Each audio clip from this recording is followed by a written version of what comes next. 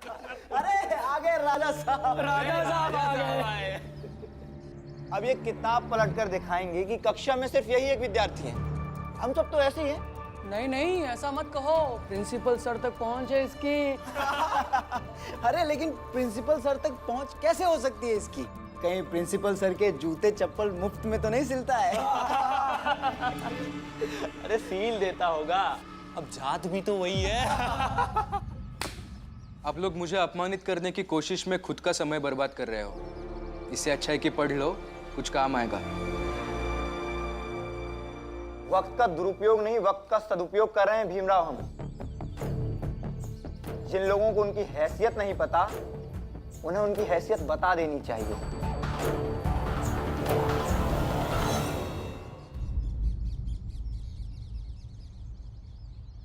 बैठो।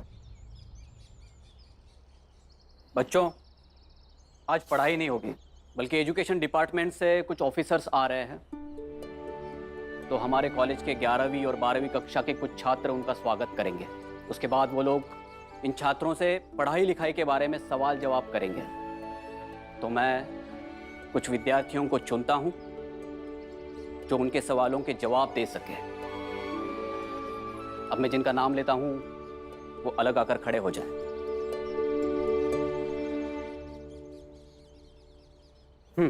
नरोत्तम जोशी, आओ। सदाशिव कुलकर्णी, आओ। आप दोनों सवालों का जवाब देंगे। जी गुरुजी। ठीक है?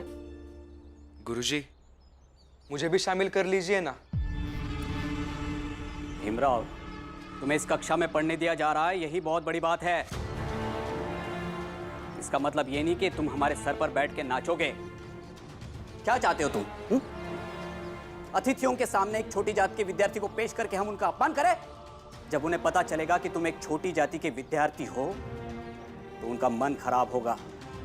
वो तो यही सोचेंगे ना कि ऊंची जात के विद्यार्थी होने के बावजूद एक छोटी जात के विद्यार्थी को हमारे सामने पेश किया गया। वो अगर यहाँ शिक्षा की बातें करने आ रहे हैं, विद्यार्थियों को समझाने आ रहे हैं, विद्यालय में शिक्षा के स्तर का आकलन करने आ रहे हैं, तो उन्हें जाति से नहीं शिक्षा से मतलब होगा।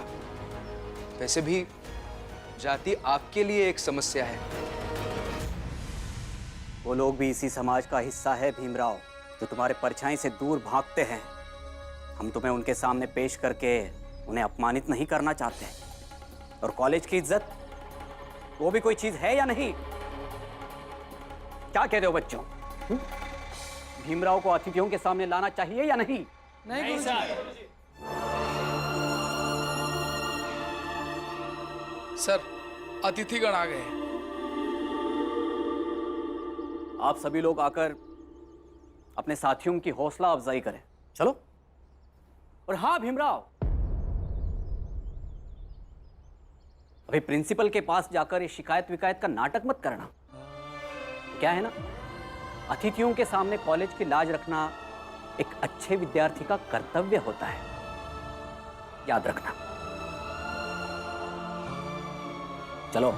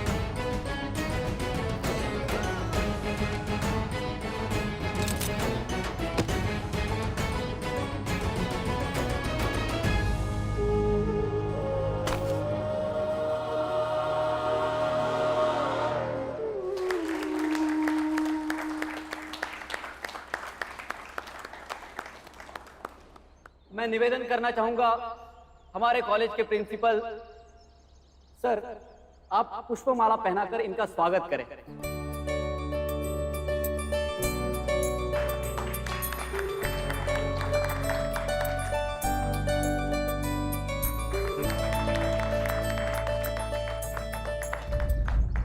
मान्य अतिथिगण, हमारे सारे छात्र मेधावी हैं, किंतु सबकी परीक्षा ली जाए ये तो संभव नहीं है। इसलिए उन सब में से जो बेहतर है वो चुनकर आपके समक्ष है।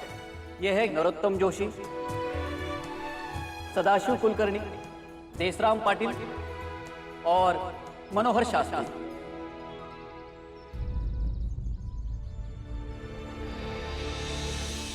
ये लोग भीमराव को चुनकर क्यों नहीं लाए?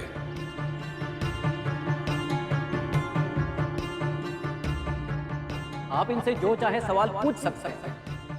जरूर।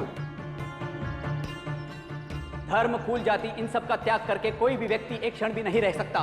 हम हमारे धर्म के रक्षा हेतु अपने मांग पर अड़े रहेंगे। भीमराव को विज्ञान नहीं पढ़ने देंगे। छात्रों, मुझे ये बताइए, कोलंबस और वास्को दी गामा, इन दोनों में क्या समानताएं और क्या असमानताएं थी? दोनों में ये समानता है कि दोनों ही नाविक थे, महत्वाकांक्षी थे और बहादुर थे। और विषमता ये है कि दोनों ही समुद्री रास्ते से इंडिया की खोज के लिए निकले।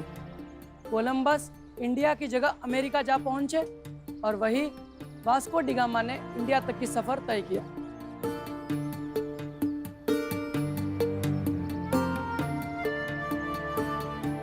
तुम्हें इन दोनों में सिर्फ इतनी ही विषमताएं नजर आ रही हैं?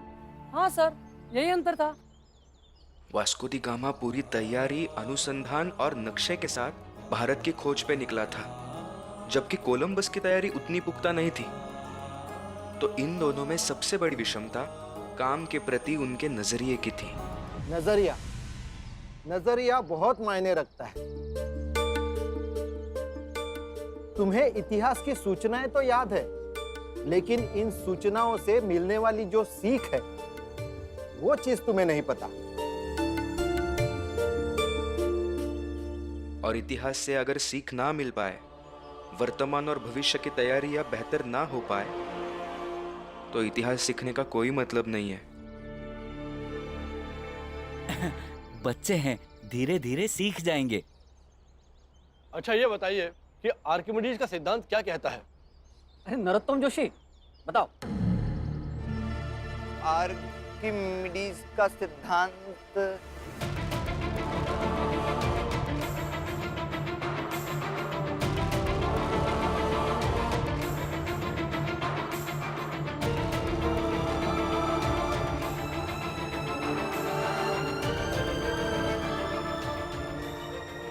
आर्किमिडीज का सिद्धांत को कक्षा में पढ़ाया था ना, बताओ।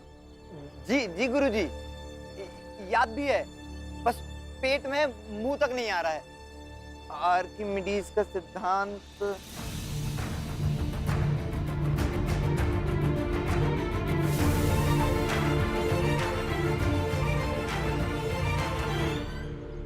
नरोत्तम बेटा, आराम से सोच के बताओ। आर्किमिडीज, हाँ हाँ सर, याद आ गया। यही कि कोई डूब जाता है, कोई तैर जाता है। क्या डूब जाता है, क्या तैर जाता है? लकड़ी तैर जाती है और आप, हम, लोहा, पत्थर, ये सब डूब जाता है। लेकिन लोहे का जहाज पानी में तैरता रहता है, और मनुष्य भी जब तैरना सीख जाता है तो पानी में तैर सकता है, वो तो नहीं डूबता। सर, लोहे के जहाज को पानी में उतारने से पहले उसकी पूजा की जाती है, ईश्वर का आशीर्वाद लिया जाता है। और सर, ईश्वर के आशीर्वाद से तो पत्थर भी तैरने लगते हैं।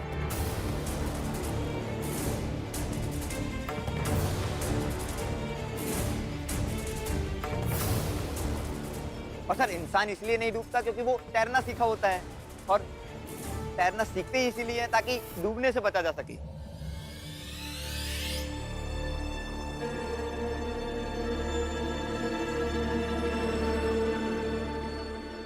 आज पद्माकर के शिष्यों ने हम सबकी नाक कटा दी। आर्किमिडीज का सिद्धांत क्या यही है? हाँ सर, ऐसा ही कुछ है डूबने और तैरने के बारे में। हमें खेद है, यहाँ की पढ़ाई व्यवस्था से हम बिल्कुल संतुष्ट नहीं हैं। आपके किसी भी छात्र को कुछ भी नहीं आता, और अगर आपके क्लास के सबसे अच्छे स्टूडेंट हैं, तो यहाँ की शिक्षण व्यवस्था यहाँ के शिक्षकों की अवस्था और इस कॉलेज की पूरी व्यवस्था पर सवाल या निशान लगता है।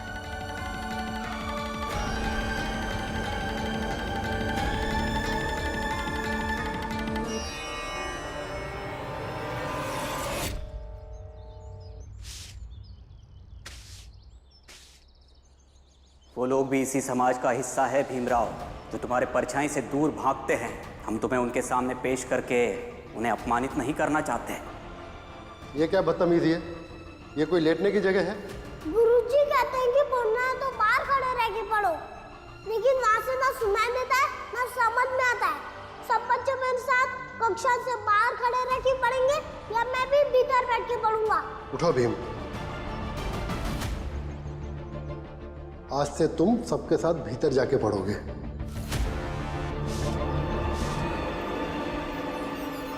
काका, थोड़ी देर के लिए ये आप रखिए और झाड़ू मुझे दीजिए ना। अरे तुम पढ़ाई कर लो ना, मैं झाड़ू लगा दूंगा। नहीं काका, मेरा जरूरी काम है, दीजिए। धन्यवाद। अरे क्या कर रहे हो? हमारा इस कॉलेज का दौरा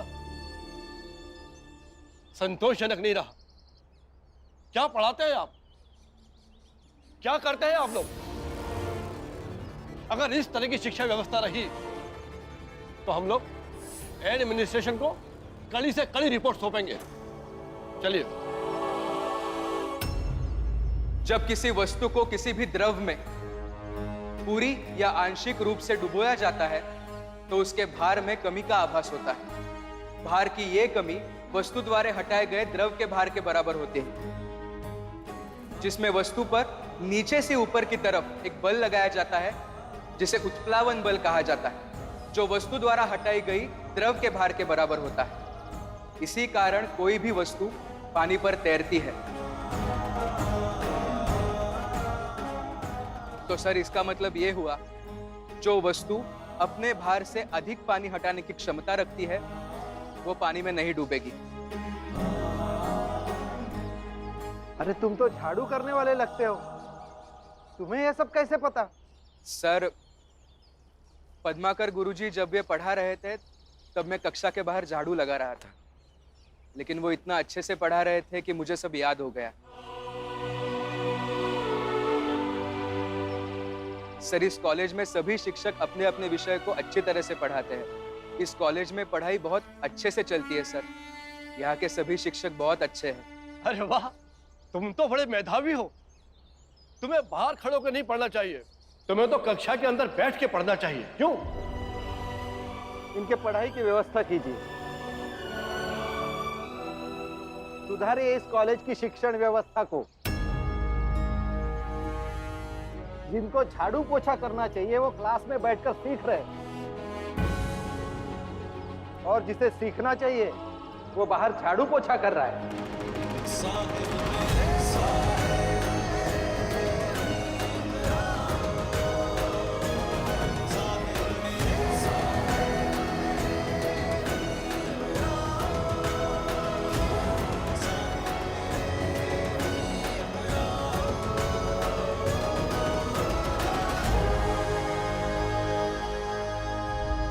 राम जी जल्दी चलो, वो पुलिस स्टेशन में शिकायत दर्ज करानी है। इसलिए मेरा किसी ने जेब काट लिया। मुझे पहले ये बताओ कि जेब कहाँ काटनी है, क्योंकि उसी इलाके के थाने में शिकायत दर्ज करनी होगी। वो मैं माटुंगा रेलवे स्टेशन पे वड़ा पाव खा रहा था, किसी ने जेब काट ली। हद हो गई राम जी बाबू, माटुंगा स्टेशन पे कितने चोर भरे पड़े हैं। अब कल रात में माटुंगा स्टेशन पे मेरे साथ 10 और लोग सोए हुए थे, अब सबकी जेब काट ली, एकदम परेशान करके छोड़ दिया।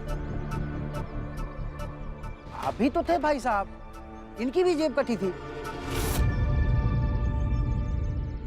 रंजन, तो तुमने मुझे झूठ क्यों बोला था कि तुम सेठ जी के बेटे ध्रुव के बताए किसी परिचित के यहाँ रहने गए थे? राम जी, मैं झूठ नहीं बोलता तो क्या करता, और मैं नहीं चाहता था कि मैं तुम्हारे साथ तुम्हारे घर पर रहकर तुम्हारी मुसीबत और बढ़ा दूं। अरे खड़े खड़े यहाँ पे क्या कर रहे हो? जाओ अपना काम करो। सेठ जी, ये मेरा दोस्त पुरंजन, इसे नौकरी की सख्त जरूरत है। लेकिन इसकी हालत तो देखो। मैं कभी शिकायत का कोई मौका नहीं दूंगा। सेठ जी, इसकी जिम्मेदारी मैं लेता हूँ। ठीक है, लेकिन अगर कुछ हुआ तो जिम्मेदारी तुम्हारी होगी राम जी।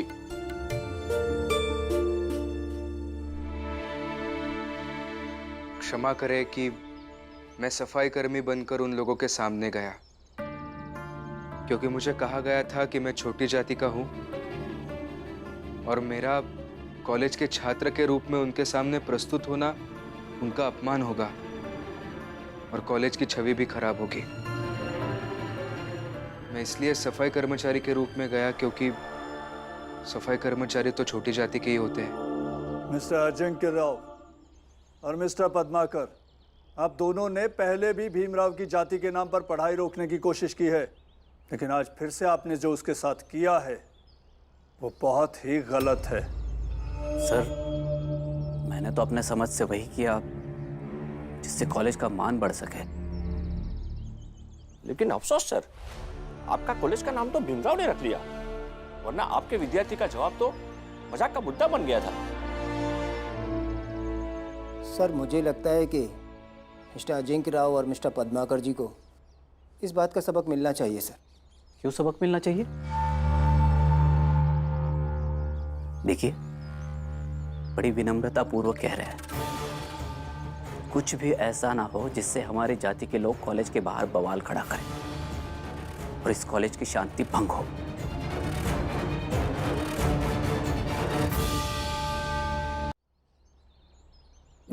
ये तो सरेआम धमकी दे रहे हैं। धमकी नहीं है सर, जाति का दम्भ है। इन्हें शिक्षक होने का गुरूर नहीं है, इन्हें अपनी ऊंची जाति के होने का घमंड है। हाँ तो घमंड करने के लिए भी श्रेष्ठ होना चाहिए, और हम जन्म से श्रेष्ठ हैं। माफ कीजिए सर।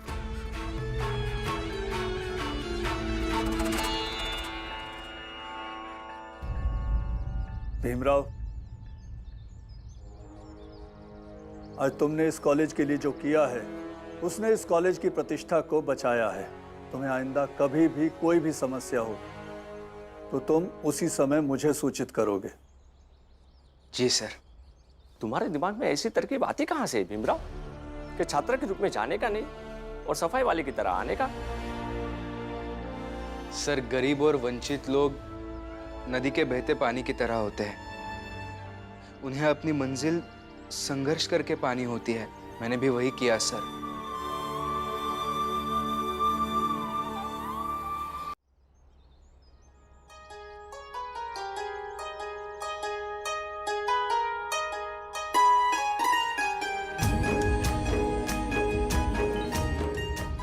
जब वो खुश रहता है तो कितने अच्छे लगते हैं, नजर ना लगे उन्हें।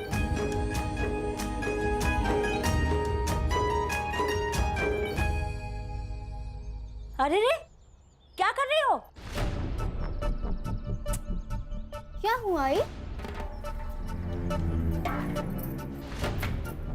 3-3 रोटियां खाओगी, घर खर्चा कैसे चलेगा? एक से काम चलाओ। लेकिन एक रोटी से तो मेरा पेट नहीं भरेगा। तो भूखी रहो, मैं क्या करूं? आई, मेरा जूता तो कोई खाएगा नहीं, फेंकेंगे ही ना। दे दीजिए ना, खा लूंगी। फेंकूंगी नहीं, रख दूंगी। एक अभी खा लो, एक रात को खाना और एक कल सुबह खा लेना। खा लूंगी।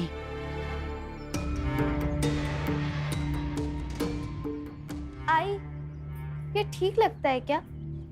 आपने आज तक ऐसा पहले कभी नहीं किया, फिर आज क्यों कर रही है?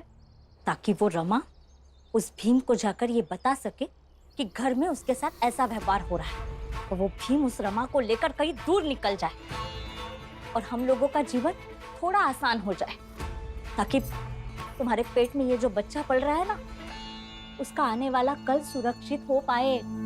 तुम ये चाहती हो क्या कि तुम्हारे बच्चे के लिए आने वाली दूध की जगह उस भीमराव की किताबें खरीद कर इस घर में लाए जाए? तो फिर मेरे जैसा सोचना होगा। लेकिन आई, अगर रमा ने भीमराव या बाबा से कह दिया तो क्या बवाल हो जाएगा? हो जाने दो बवाल। वैसे भी इस घर में जब बवाल होता है तब चीजें सुधर भी जाती है। तुम चिंता मत करो।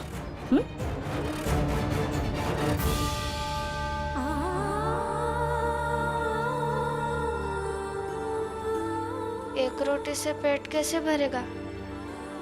अब मैं क्या करूं?